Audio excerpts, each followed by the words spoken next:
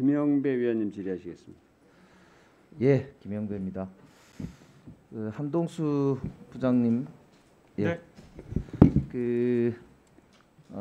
이제 아까 제가 보니까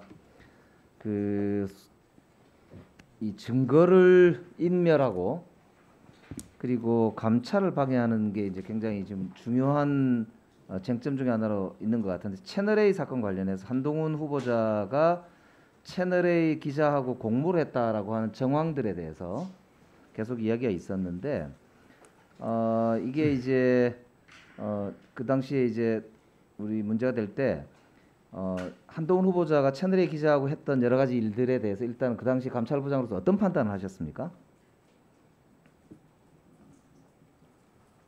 다시 한번 부장님. 네. 채널A 기자하고 한동훈 후보자가 이 공모를 했다 이런 이야기가 많았잖아요. 네네. 그다음 감찰부장으로서 그 당시에 이 적절성 여부에 대해서 어떤 판단을 하셨는지 여쭤봤습니다.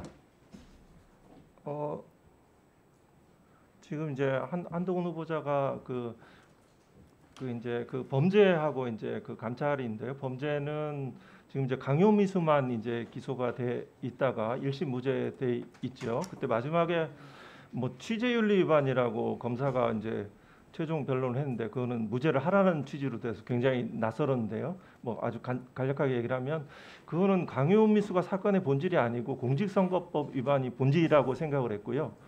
근데 지금 단계에서는 조금 더 나아가서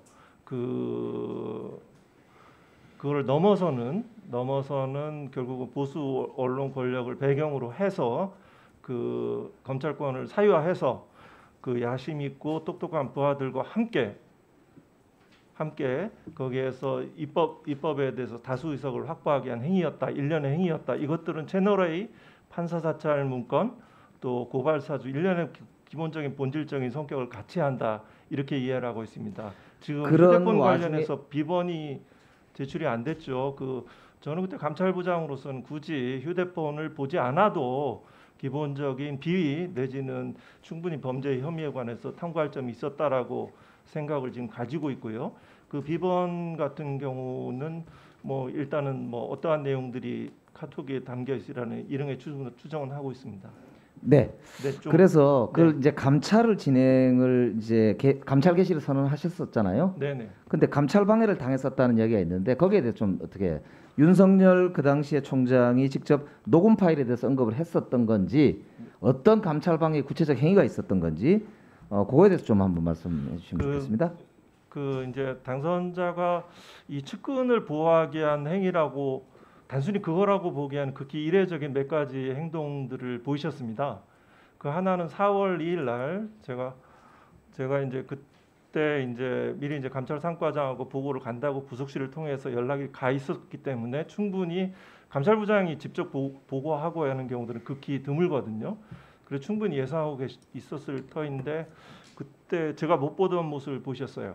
그 책상에 다리를 얹어 놓으시고 스마트폰을 하면서 굉장히 붉고 화난 목소리로 제가 간 보고서를 좌측 구석에 놓고 가, 저리 놓고 가라고 하셨습니다. 저는 그 감찰 개시 보고를 했어야 돼서 이거를 말씀드리니까, 거기에 대해서 지금 이 사건의 쟁점은 당시의 음성 파일, 그 지모 제보자가 했던 음성 파일과 한동훈 검사장과의 그 음성의 동일성 여부가 쟁점이었습니다. 그것만 클리어가 되면 그 한동훈 후보자는 혐의가 없는 것으로 소명이 되는 상황인데, 아니라고 나중에 거짓말로 드러났죠. 그 당시 윤 총장님하고 후보자 둘 다 아니라고 그러셨거든요. 그러면서 그런 모습도 굉장히 이례적이었고요. 그러면서 이제 이미 제출을 받고 안 되면 압수수색을 하겠다, 이러니까 쇼하지 말라고 그러셨습니다. 그래서 쇼라면 저는 시작하지도 않습니다. 객관적으로 조사하겠습니다. 총장이 그렇게 보통 말씀을 하실 경우 감찰부장 입장에서는 상당히 위협적으로 느끼거나 압력을 느끼는 거 아닌가요? 제가 뭐 법원에 있을 때, 제가 외부 인사라 그런지 몰라도 의뢰껏 총장님 가시면 의뢰껏 저에게 반말을 쓴 적이 없고요. 의뢰껏 이렇게 좀 이렇게 자리에 앉으라고 되는데 아주 특별한 행동을 보셨죠. 일어나셔갖고 특별한 행동을 왜 보였다고 그 당시에 생각하셨어요? 그 당시에는 좀 이상했습니다. 이거를 하지 말도록 하는 굉장히 격분을 하셨거든요. 저는 이래서 특수사 같은 경우에서 피해자가 굉장히 두려웠겠구나 그런 말씀도 하셨거든요. 중앙지검 같은데 피해자를 앞에 두고 골프 스윙하는 모습도 본인이 보셨다고 했거든요. 옛날 아주 대검 중수부 시절에 어떤 특수사의 그런 것들을 다 온몸으로 체험하고 계신 분이니까요. 그런 행동도 하나가 있었고요. 허용해 주신다면 또 한 말씀 조금 예, 말씀하십시오. 또 하나의 행위는 4월 7일 날 감찰 개시 보고를 이제 병가를 내셔갖고 만날 기회가 없었습니다. 그래서 이제 그 부속실에서 올라온 대로 그 문자로 이제 보고하라고 하셔서 그 사진 이제 보고서 문건과 같이 첨부해서 보내드렸는데 그 다음 날 조선일보에 감찰 개시 보고했다.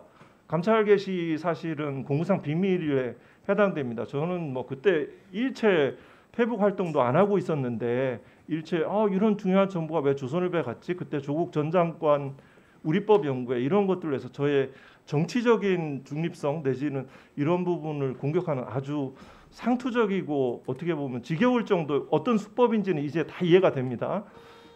근데 그 사실들이 간 루트가 윤 총장님이 세계일보 김모 기자를 통해서 조선일보 박모 기자에게 전달되었다는 사실을 제가 들었습니다.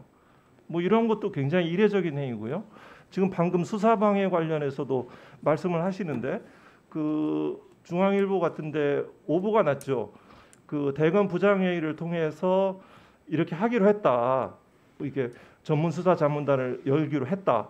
내지는 이 사실도 중앙지검에 통보하였다라고 중앙일보에 보도가 났는데 그 부분에서 박세현 박모 공보관에게 직접 전화를 하셔서 오보 대응하지 마라. 굉장히 이례적이고 특별한 행동이죠. 저는 그래서 이분이 이렇게 큰형님 리더십이니까 이렇게 측근들 굉장히 아끼시나라고 보기에는 너무 지나치신 거죠. 그래서 지금은 드는 생각은 함께 하신 거다. 이 모든 사항들을 지시받고 공유하면서 함께 하셨다. 그랬을 때 제가 3월 19일 날 하셨던 쿠데타 발언의 의미 내용도 제가 이해하게 됐습니다. 제가 좀 장황했지만 네.